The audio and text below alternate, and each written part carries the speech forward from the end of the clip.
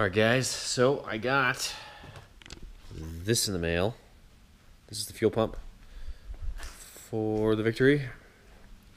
So we're going to see if $160 worth of parts and a few hours of labor will pay off instead of $1,200 from the dealer. So that's what we're going to work on. Try and get this done really quick and see if we can't get this bike fired back up. It's been bugging me. I really wanted to ride this thing multiple times this year, and it just kept being a pill. And according to the dealer, they were saying that they was getting really low fuel pressure, so I was getting a little bit, but not enough. So let's hope this will help fix it. So we're gonna get this tank off and go from there. All right, guys. See you on the flip side.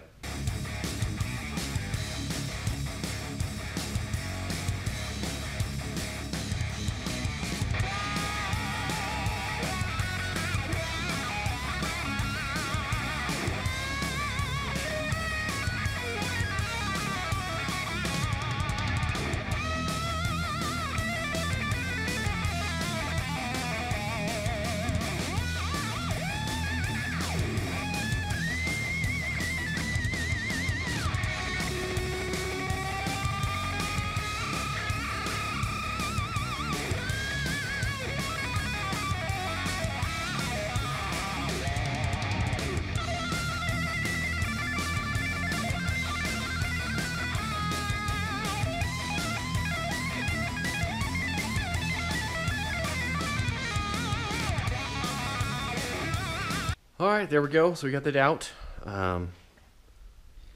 I used my wife's one of her wheels off of her cabin machine to use as an aid to get that big plug out of here. It has two O-rings that hold it in, and it just slides right out. And as you can see, just carefully took off the nut and the O-rings here, and the nut or the nipple and the washer here. Slid everything out, just worked it out. Came out fairly easy, not too bad. I mean, had worse. And then this is what you get. These bad boys. So I've got new filters that I'm going to put new filters on it, and then a new regulator and a new pump. This looks like the original pump, how it's installed. So I'll have to clip these off and get some new straps on there to get it all to hold still. And yeah, that's where we're going to go. So I'm going to replace the pump and replace the regulator, and I'll come back to you guys.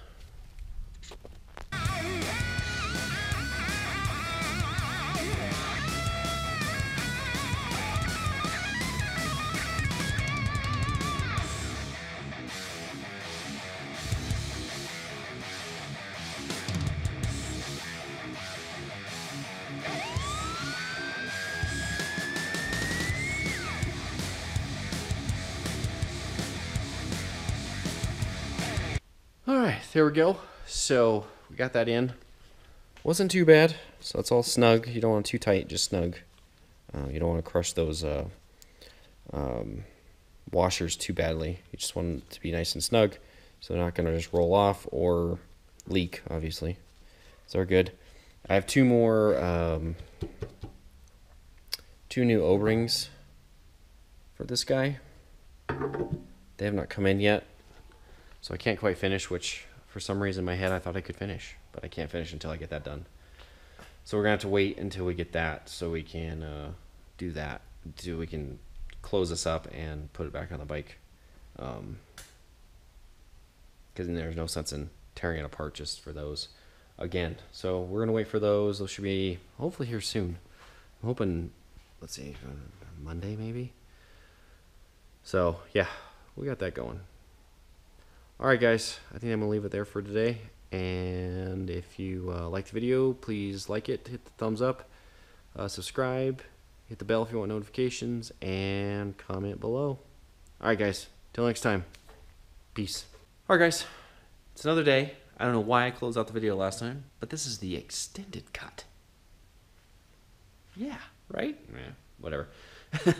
So I got the O-rings for the big plug that's in the tank.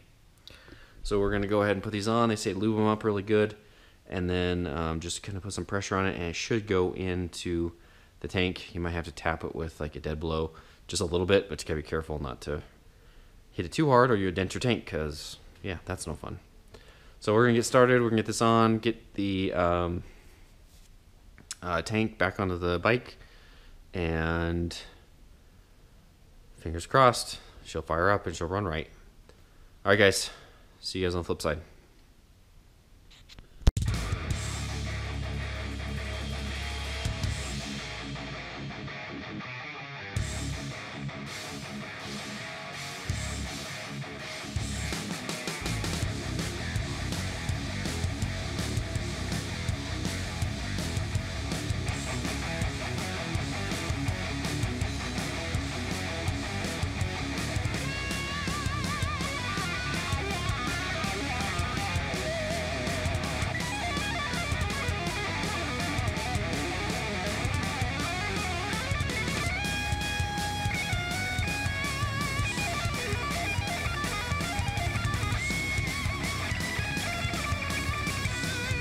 All right, so that went pretty well. Not too bad. A little gas spill. Stupid tank wasn't playing nice. So here's the moment of truth. See if it works.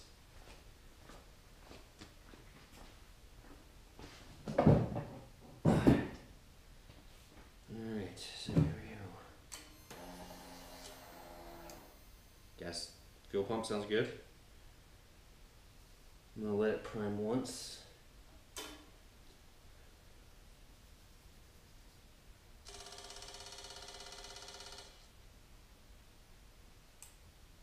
Click is what you need. Okay, there's the second prime. I'm just gonna let it prime it a couple times here. It's a chilly morning, or chilly afternoon, so we'll see if it fires. I don't like to fire up really cold, so we'll see. Here it goes.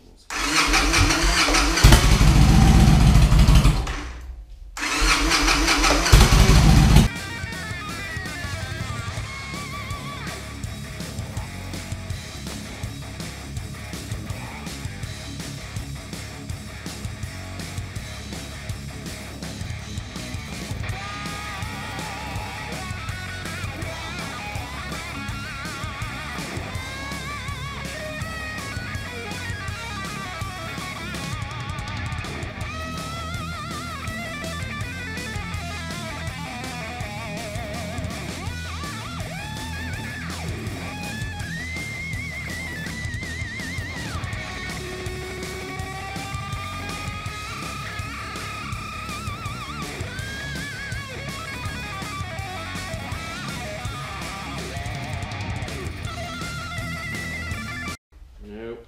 Dang. Nice to get that. Well, son of a gun.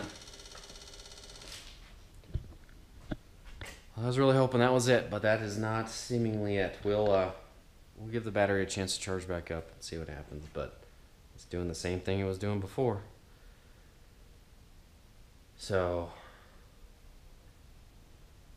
man, really disappointed. Really was hoping that was it, because I really want to drive this thing this summer, but I don't know if it's going to happen. Alright guys, well, now I'm really signing off. As before, like, subscribe, hit the bell for notifications to see Bite Motorsports fail once again.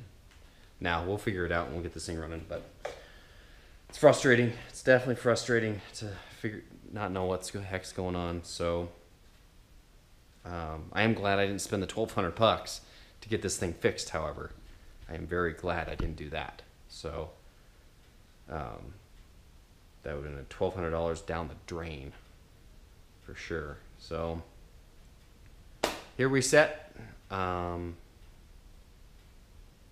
and we'll figure it out from here. All right, guys. Till next time. Peace. All right, ladies and gentlemen. This is truly the extended cut. Because it's the same day as my defeated, gosh darn it won't start, new pump. Me. So I couldn't let it go. I was like, gosh darn it, I spent all this money. Maybe I should have left it at the dealer. They could have fixed it, maybe figured it out, blah, blah, blah, blah, blah, blah, blah, blah.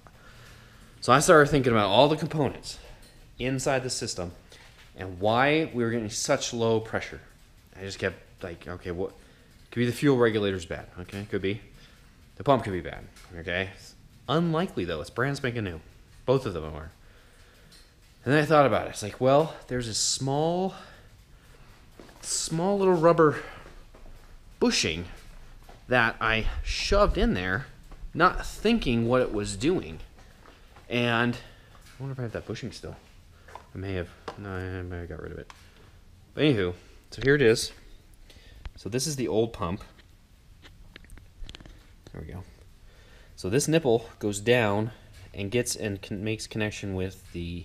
Doesn't make connection, but fuel comes in from the filters in here. Boom, pushes out, pressurized into the housing of that big housing that it comes in, and then the fuel pressure regulator is down here, right? I will try to get a picture in here from my other endeavors, but anywho, so the fuel's coming through, going to go through the pressure regulator. If there's too much pressure, it's going to shoot out the regulator, or it's going to keep being pushed through out the outlet, right? That's kind of how it should go. Well, I didn't realize it, but there was this small bushing that was here, and I had slipped it on like it was supposed to, and I pushed this in to the unit, and well, it wasn't like this, but whatever. Not even thinking about it. That stupid little bushing actually holds pressure on here and actually makes a seal between this and the aluminum housing, and that's what allows it to hold pressure. You probably look at the damn thing, you'll be like, you're an idiot. Of course it is. That's of course how it works. But for some reason it didn't dawn on me until I started thinking about it. I tore the whole tank off, tore it apart, dug into it, and I had, do I have it laying around? I think it's laying around on the other side now. Yeah, it is.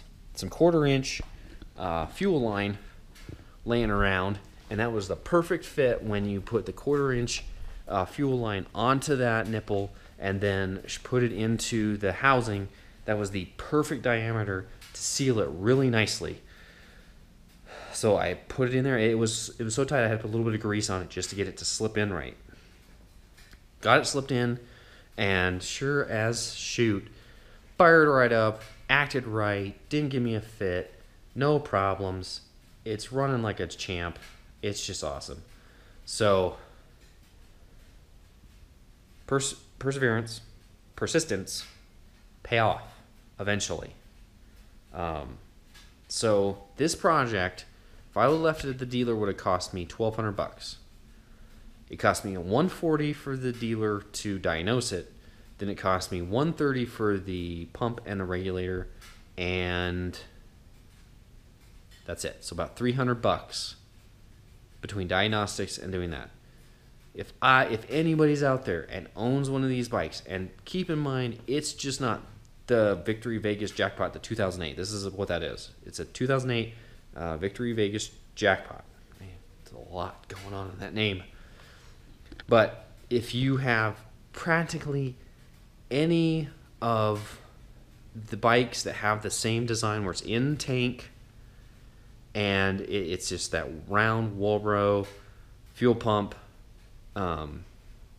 if you have that particular design, take the time, buy the 2 O-rings. You're going to need the big ones that go onto that that plug, because you're going to need them one way or the other. Take them out, take that housing apart, take the pump off, and see if that O-ring is bad. No, it's not an O-ring, it's a bushing, because it's about a 1/2 inch long, and like I said, I used 1/4 inch fuel line, slipped it on there. It was a nice tight fit on both sides, got it on there, got it into the housing, and if you notice that bushing is bad, you're gonna want to replace it. Now, I've seen some pictures online while I was doing some more research. It looks like the pressure regulator can get all corroded and nasty. You know, it is thank you ethanol for that kind of stuff. And but if that could be going bad too, so you might need to replace that. But you may not need to replace the pump, is what I'm trying to get at. So time will tell, but that is a Walbro pump, just like that came out of this bike. So I'm thinking that is a stock replacement. No shenanigans on that front. I've got the old pump. I'll keep it. But yeah, that's all it was. Silly little rubber bushing that ended up being a fuel line now. It's kind of frustrating, but what's nice is, where are we in the timeline right now? August? So I still have a little bit of time to ride it. So I'm really excited about it. I really wanted to take it this weekend. So now I get to do it. So like I said, perseverance pays off in the end. It takes forever, but it works. All right, guys. I'm really signing off this time. I promise. No more lies. I'm going to clickbait the shit out of this. All right, guys. You guys take it easy. Till next time. Peace. Love you guys.